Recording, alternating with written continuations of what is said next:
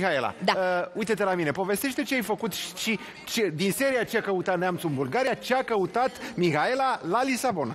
În Lisabona, Oradea asta, orășelul ăsta, bijuterie din vestul țării, pentru că să știi că în toată țara se întâmplă lucruri și nu numai în București, numai că nu ajung informațiile aici.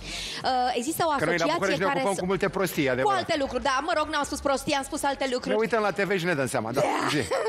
Tu ai zis-o. Așa, există o asociație care se numește EduBiz.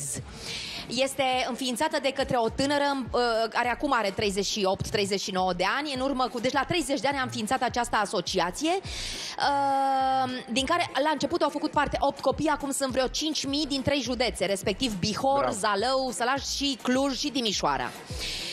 Copii din zone defavorizate sau copii cu un potențial intelectual extraordinar, dar fără posibilități financiare, care, venind și frecventând cursurile și timpul pe care îl petrec la EduBiz, se dezvoltă atât dezvoltare personală cât și dezvoltare intelectuală și cum se spune, lucruri pe care nu le înveți la școală. Învățământul non-formal. Așa. Și am fost invitați de către președintele Skillman International să susținem un program, un proiect, un timp de prezentare a ceea ce înseamnă generația din România, un timp de 3 ore.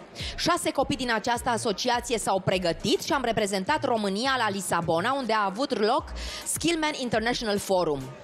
Au fost 3 ore fabuloase în care toată lumea s-a strâns alături de noi, copiii s-au pregătit extraordinar de bine și am primit verde pentru a face parte din această asociație internațională de învățământ non-formal.